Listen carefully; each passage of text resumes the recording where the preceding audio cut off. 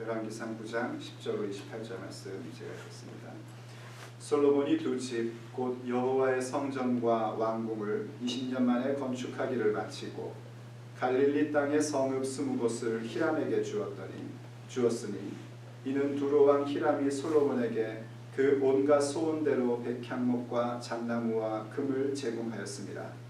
히람이 두로에서 와서 솔로몬이 자기에 준 성읍들을 보고 눈에 들지 아니하여 이르기를 내 형제여 내게 준 이 성읍들이 이러한가 하고 이름하여 가불 땅이라 하였더니 그 이름이 오늘까지 있느니라. 히람이 금 120달란트를 왕에게 보내었더라. 솔로몬 왕이 역군을 일으킨 까닭은 이러하니 여호와의 성전과 자기 왕궁과 밀로와 예루살렘 성과 하솔과 무깃도와 게셀을 건축하려 하였습니다.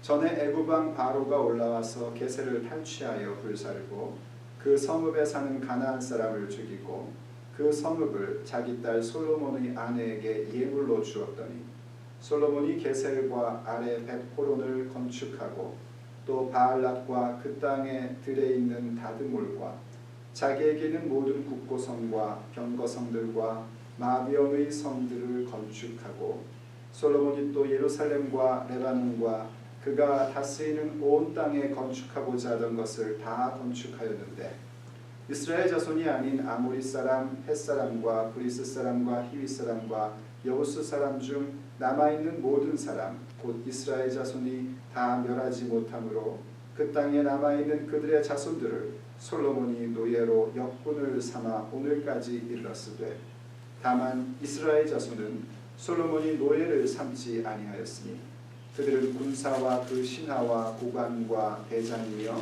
병거와 마병의 지휘관이 됨이었더라. 솔로몬에게 이를 감독하는 우두머리 550명이 있어 일하는 백성을 다스렸더라. 바로의 딸이 다윗성에서부터 올라와 솔로몬이 그를 위하여 건축한 궁에 이를 때에 솔로몬이 밀로를 건축하였더라. 솔로몬이 여호와를 위하여 쌓은 제단 위에 해마다 3번씩 번제와 감사의 제물을 드리고 또 여호와 앞에 있는 제단에 분향하니라. 이에 성전 짓는 일을 마치니라. 솔로몬 왕이 에돔 땅 홍해 물가의 엘롯 근처 에시온 게벨에서 배들을 지은지라. 히람이 자기 종 곧 바다에 익숙한 사공들을 솔로몬의 종과 함께 그 배로 보내매 그들이 오빌에 이르러 거기서 금 420달란트를 얻고 솔로몬 왕에게로 가져갔더라. 오늘 본문 말씀은 성전 건축과 왕궁 건축 이외에 여러 가지 솔로몬이 이루었던 건축 사업에 대한 내용, 그리고 또 솔로몬이 행했던 말하자면 솔로몬의 지혜로 행했던 무역과 또 그런 여러 가지의 일들을 이렇게 모아놓은 그런 구절들입니다. 그냥 그저 성전이 이렇게 솔로몬이 이렇게 많은 건축을 했다, 솔로몬이 무역을 했다 이런 얘기만을 기록하는 것이라면은 그것은 성경으로서의 의미가 없겠죠. 분명히 하나님께서 솔로몬이 수많은 일들을 더 한 것으로 우리가 분명히 알고 있는데, 이를테면 솔로몬은 동물학, 식물학에 대한 것도 굉장히 박학하게끔 됐었고 또 천문학까지도 굉장히 또 놀라운 지식을 갖고 있었고요. 뿐만 아니라 잠언도 많이 지었고 했는데 그런 얘기 다 없고 몇 가지의 얘기만을 모아서 우리에게 소개를 해주고 있습니다. 그럴 때에는 성경 가운데에 하나님이 우리에게 뭔가 말씀하시고자 하는 것이 무엇일까 하는 것을 우리가 궁금해하면서 또 주께 물으면서 그런 부분들을 읽어 나갈 수 있어야 됩니다. 이런 부분들의 이야기를 통해서 우리가 생각해야 될 것은 뭐냐면, 결론부터 얘기하자면 우리가 하나님 앞에 성전을 만드는 그 일들, 오늘날의 그리스도인이라면은 예수 그리스도의 몸된 교회로서의 우리의 모습을 만들어가는 지금의 성전을 만드는 사람들로서 우리가 어떤 마음가짐을 갖고 어떤 생각을 갖고 또 어떤 태도를 가져야 하는가 하는 부분에 대한 것들이 모든 그 이야기들 속에 감추어져서 우리에게 말하고 있는 것을 발견하게 됩니다. 제일 먼저 한 얘기가 뭐였냐면 두로 왕 히람의 이야기입니다. 우리가 알다시피요, 두로 왕 히람은 성전 건축하는 일에 적극적으로 모든 재료를 후원하고 그리고 또 일꾼까지 보내줬었죠. 근데 이제 오늘 본문 보니까 성전 건축뿐만이 아니라 왕궁 건축에도 많은 재료와 일꾼들을 보내준 겁니다.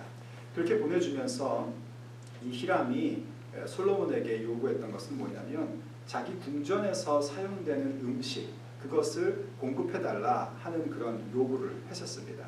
그거는 굉장히 왕으로서는 중요한 일이었습니다.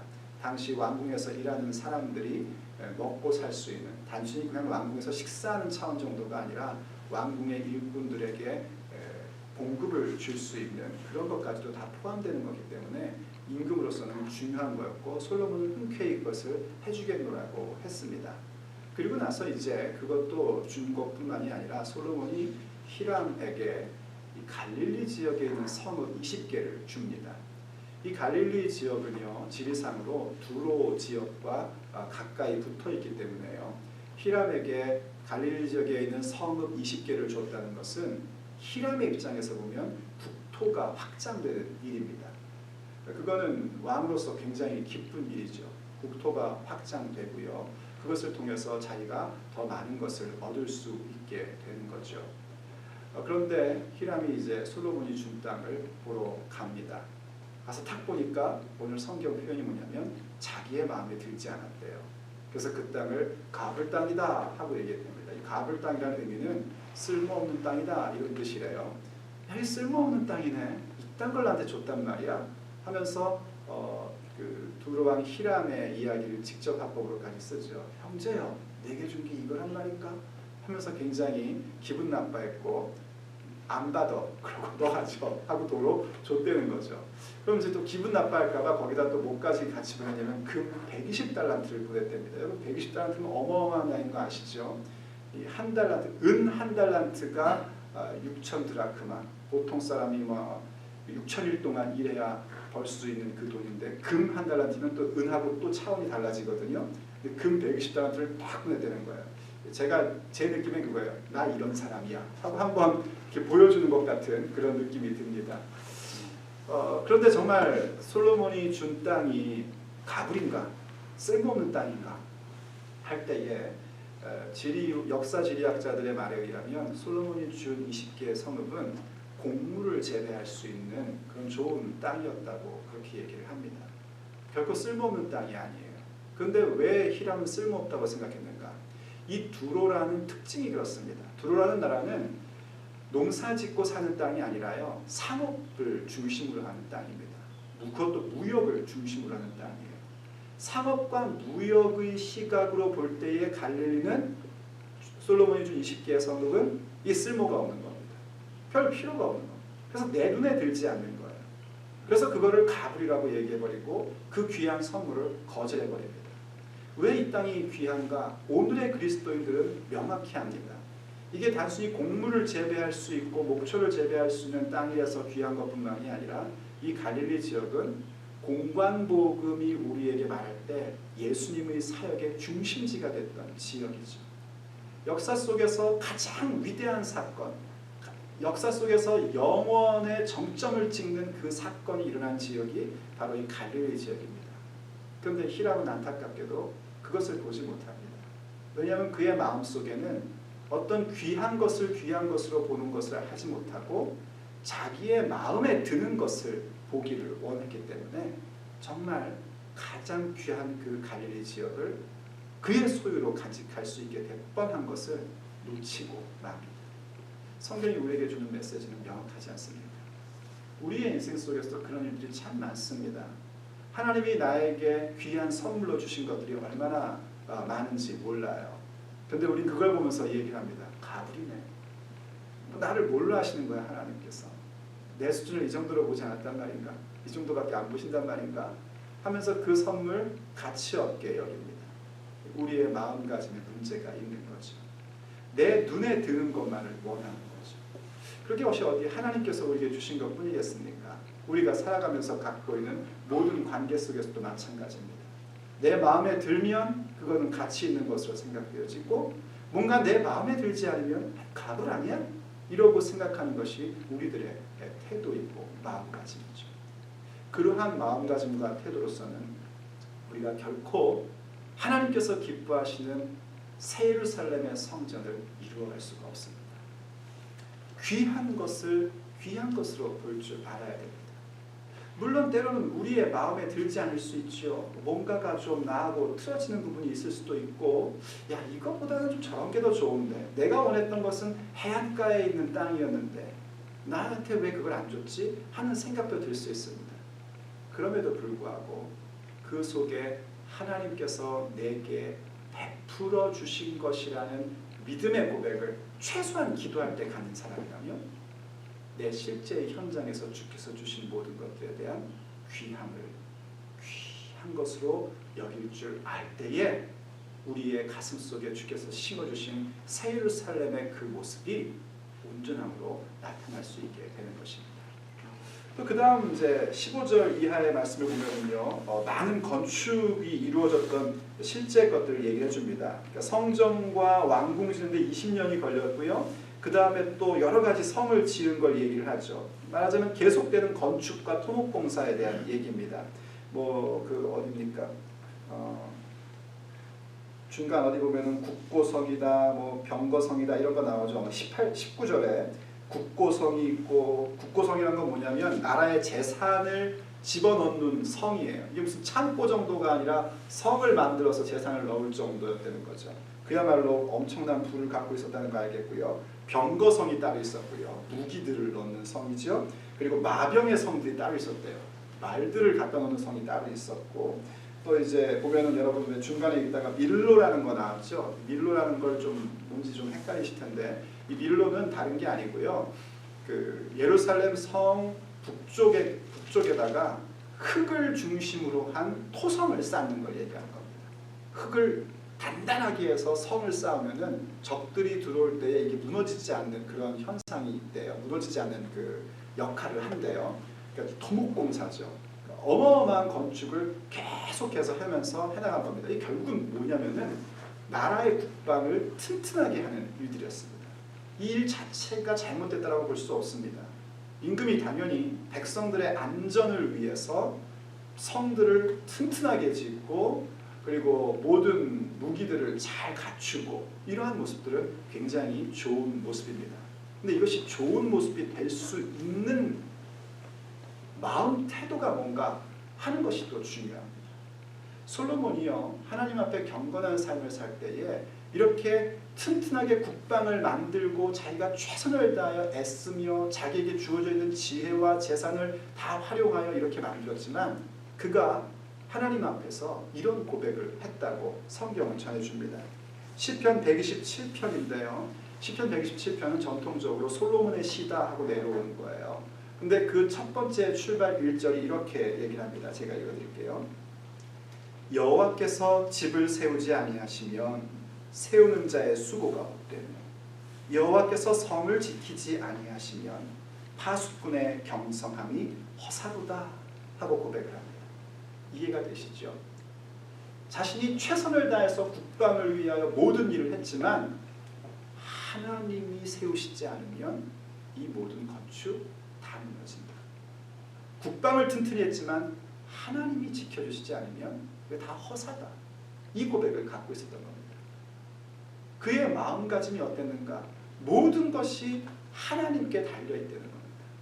그게 모든 것이 어디까지인가? 그냥 내 영혼에 대한 문제, 내가 어떻게 어떤 그 영적으로 내가 어떤 상태인가 이런 정도의 차원으로 끝나는 게 아니라 진정한 영성, 바로 나의 현실 삶에서 가장 중요하게 여기고 있는 집을 세우며 국방을 지키는 이 모든 일들에 대하여 하나님의 세우심, 하나님의 지키심, 이 부분들을 그의 마음가짐으로 가졌고 생각으로 가졌기에 그가 하는 모든 태도들은 온전함으로 갈 수 있었던 것이죠. 우리의 인생에서도 마찬가지입니다. 우리가 뭔가 계획을 세우고 일을 진행하고 결정하고 그리고 진행해 나가지 않습니까? 계획을 세울 때 과연 거기에 하나님의 뜻이 있는가 하는 걸 살펴봐야 됩니다. 내가 어떤 결정을 하고 진행을 할 때에 과연 거기에 하나님의 영에게 내가 묻고 있는 자인가 하는 것을 점검해 봐야 됩니다. 그렇지 않으면 우리가 아무리 뭔가를 세워가고 아무리 뭔가를 진행해 간다 할지라도 그 모든 것들은 허사에 불과합니다. 아무것도 아닌 것이 되어버립니다. 내가 무엇을 하나 하더라도 하나님이 인정하시고 하나님이 그래 잘했다 하고 칭찬하시는 그런 보장될 만한 일들이 우리의 삶 속에서 이루어져 나가야 하는 것입니다. 자, 그 다음에 또 우리에게 보여준 얘기는 뭐냐면 그렇게 쭉 건축에 대한 얘기를 많이 얘기를 합니다. 그러다가 25절에 가서 솔로몬이 하나님 앞에 그 제단 앞에 제사를 드렸다는 얘기를 하죠. 그러면서 거기 중요한 포인트가 뭐냐면 해마다 3번씩이라고 얘기합니다. 이 해마다 3번씩이라는 얘기는 뭐냐면 구약의 그 3대 절기를 얘기합니다. 6월절이 있고요. 요즘이 이제 6월절 시즌이 됐죠. 그리고 6월절에서 77, 49, 50일이 지났다 해서 77절 혹은 뭐 우리는 오순절이라고 표현하는 바로 그날이 있고요. 그 다음에는 초막절 혹은 뭐 장막절 이렇게 표현하죠. 초막절이라는 게 있습니다. 이 3가지의 절기는 굉장히 중요한 절기였어요. 그래서 그때마다 전국에 흩어져 있는 모든 남자들이 다 중앙성소로 모여서 거기서 하나님 앞에 제사를 드리고 그렇게 하나님 앞에 믿음을 갖고 다시 한번 확인하는 시간을 가졌죠. 바로 이러한 건 뭘 얘기하냐면요. 어떤 특징이 뭐냐면 이 3가지의 절기는 이스라엘 땅의 어떤 그 추수하고도 연결이 됩니다. 6월절에 무슨 추수를 하지 싶은데 그 겨울 보리를 추수를 하고 또 밀을 추수 한 절기에는 밀을 추수를 하고 그리고 초막절에 77절에 밀을 추수를 하고 그리고 초막절 마지막 있는 한 우리 달력으로 하면 9월 10월 이때쯤 있는 그 초막절에는 그 올리브와 포도를 추수하는 그런 시즌이라고 합니다. 추수를 한다는 건 일상이죠. 그런데 이 모든 절기의 핵심은 뭐냐면 하나님과의 언약적 관계를 재확인하는 그런 시간이거든요. 그런데 그러므로 우리가 알아야 되는 게 뭐냐면 일상의 삶을 살면서도 하나님과의 언약을 기억하며 언약적 삶을 이루어가는 것입니다. 그게 이 3대 절기를 지키는 정신이에요. 우리에게도 마찬가지죠. 우리가 주일에 예배를 드린다는 것이 뭔가 그냥 그 1시간 한번 형식적으로 주 앞에 내가 눈도장 찍으려고 나오는 게 아니란 말이죠. 주 앞에 눈도장이라고 해도 그건 그나마도 좀 다행이죠. 어떤 분들은 그냥 사람들한테 눈도장 한번 찍든지 아니면 심하면 목사한테 눈도장 한번 찍자 이러고 나오는 분들도 있단 말이에요. 근데 그거는 아니란 말이에요. 하나님 앞에 우리가 예배하는 것은 뭔가 내 일상의 삶에서 하나님과의 언약적 삶을 기억하고 그것을 다시 한번 생각하며 다시 한번 재다짐하고 내 힘으로 안 되니 하나님 도와달라고 하나님의 능력을 내게 부어달라고 간구하는 그 모든 시간이 우리의 예배의 시간이죠. 솔로몬이 그것을 가졌다고 성경이 얘기를 합니다. 그 마음가짐, 그 태도, 그 생각이 우리에게도 마찬가지 요청이 되는 것입니다. 그리고 이제 그 다음에 또 26절에서 얘기하는 건 무역을 통하여 금 420달란트를 수입을 얻었다는 겁니다. 이런 무역 할만하죠, 그렇죠? 금 420달란트. 이렇게 상상을 저는 이 숫자에 워낙 약한 사람이라서 얼마나 되는지 잘 가늠이 안 되는데 어마어마한 양입니다. 이 어마어마한 수입을 솔로몬이 얻게 됐다는 겁니다. 과연 솔로몬이 지혜롭게 무역을 통해서 두로 왕 히람과 함께 합작으로 했는데도 불구하고 많은 수입을 얻게 됐었습니다. 이 수입을 얻으면서 솔로몬이 갖고 있던 마음가짐과 태도는 뭐였는가? 그것은 잠언에서 나타나게 됩니다. 잠언에서 그는 이런 얘기를 했었죠. 우리가 잠언하면 제일 먼저 생각나는 것, 여호와를 경외하는 것이 모든 지식의 근본이다. 지혜와 지식의 근본이 여호와를 경외하는 것이다 라고 했습니다. 그러면서 그가 잠언 3장에서 이런 얘기를 했습니다. 제가 읽어드릴게요. 또 잠언 3장 14절에 지혜를 얻는 것이 곧 여호와를 경외하는 그 태도를 얻는 걸 얘기하는 겁니다. 그 근본을 얻는 것, 지혜를 얻는 것이 은을 얻는 것보다 낫고 그 이익이 곧 지혜를 얻어서 갖는 이익이 정금보다 낫다 하고 얘기를 합니다. 자기가 수입을 많이 얻는 것보다 더 중요한 게 뭔가? 지혜라는 겁니다. 그 지혜는 뭐냐면 하나님을 경외하는 삶이죠. 이 마음가짐을 갖고 있을 때에 자기의 삶에서 이루어지고 있는 모든 수입들이 어떻게 사용될 수 있는가? 하나님이 기뻐하시는 것으로 사용될 수 있고 동시에 내 인생이 새 예루살렘으로 참여되는 그 모습으로 온전히 사용될 수 있는 것이죠. 그렇지 않으면 어떻게 될까요? 그렇지 않으면 단돈 100원을 벌어도 그것은 내 인생을 해하는 무기로 오게끔 되어 있는 것입니다. 정말 솔로몬이 가졌던 마음가짐이 뭐였는지, 성경이 우리에게 요구하는 생각이 뭔지, 그 태도가 뭔지 우리가 마음속 깊이 새길 수 있어야 됩니다. 그래서 동시에 알아야 될 게 뭐냐면요, 왜 솔로몬이 타락했는가 하는 겁니다. 이런 마음가짐을 갖고 있던 솔로몬이었는데 그가 나중에 보면은요 타락합니다. 우리가 성경을 연구할 때에 솔로몬이 만약에 전도서를 쓰지 않았다면, 그 전도서 쓴 것을 우리에게 남겨주지 않았다면, 전도서는 솔로몬의 아주 그 노년에 쓴 것으로 우리가 그렇게 보는데, 그렇지 않았다면 정말 이 솔로몬이 하나님을 경외하다 죽었을까? 아닐 것이다 라고까지 생각할 만큼 철저하게 타락하는 모습을 보게 됩니다. 그에게 주어져 있는 재산과 권력을 가지고 수많은 아내를 거느립니다. 백성을 위해서 건축하고 백성을 위해서 시작했던 토목공사가 이제 백성을 괴롭히는 것으로 둔갑을 해버립니다. 왜 이랬는가? 이유는 한 가지입니다. 지금 솔로몬에게 주어졌던 이 마음가짐, 이 태도, 이 생각, 그것을 놓쳐버렸기 때문에. 성경은 어디서 놓쳤다고 그러냐면요, 그 수많은 아내들이 가지고 온 신전에서 정치적 목적으로 함께 숭배를 할 때부터 그의 마음은 흐트러졌다고. 그때도 그는 절기 때마다 하나님 전에 가서, 여호와의 전에 가서 제사를 드렸습니다. 하지만 우상을 숭배하며 하나님 앞에 제사 드리는 모습을 하나님은 절대로 받지 않으십니다. 그것은 빈 껍질에 불과한 것이거든요. 결과는 뭐였는가? 이 열왕기서를 첫 번째로 읽고 있는 바벨론 포로의 사람들이 본 것처럼 하나님이 그 성전을 던져 버리신 겁니다. 그래서 오늘 주께서 우리에게 무엇을 말씀하시는가? 우리가 하나님 앞에 말씀 듣고 기도할 때뿐만이 아니라 오늘 이야기하고 있는 것처럼 일상적인 일들, 어떤 수고에 대하여 대가를 받는 그 모든 모습, 실제로 건축을 하는 그 모습, 무역을 하는 모습, 그 모든 일들 속에 우리의 마음가짐과 생각과 태도가 과연 어떠해야 하느냐 하는 부분에 대해서 결정을 하라고 말씀하고 계신 것입니다. 정말 귀한 것을 우리가 귀한 것으로 볼 줄 알아야 됩니다.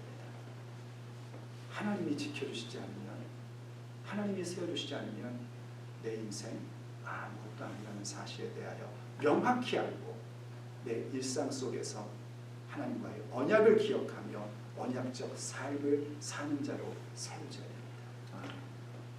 내게 어떤 수입과 어떤 결과가 있다 할지라도 그 모든 것보다 하나님 경외함이 가장 중요하다는 것을 명심하며 우리의 마음과 태도를 가다듬을 수 있어야 됩니다.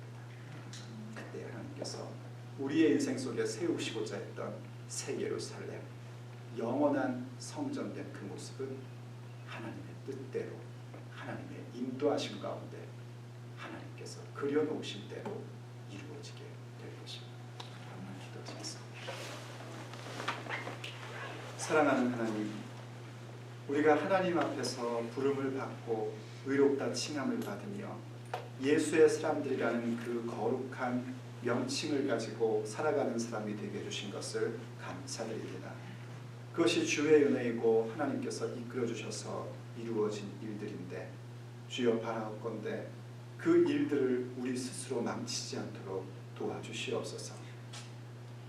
우리의 마음가짐의 흐트러짐이, 우리의 생각의 삐뚤어짐이, 우리의 태도의 불량함이 결국 주께서 만들어주시고 귀하게 베풀어주신 일들을 망가뜨릴 때가 얼마나 많은지 모릅니다. 하여 주님 바라옵니다. 오늘 주께서 말씀의 여러 가지의 일들 속에 주신 메시지처럼 언제나 우리의 마음가짐과 생각과 태도가 우리의 인생의 귀한 것, 그 귀중한 것들을 귀하게 볼 수 있게 하여 주시옵소서. 참으로 우리의 마음속에 하나님께서 세우시고 하나님께서 지키시지 않으면 나의 수고와 헌신이 얼마나 헛되고 가치 없는 것인가 하는 것을 아는 자 되게 하여 주옵소서.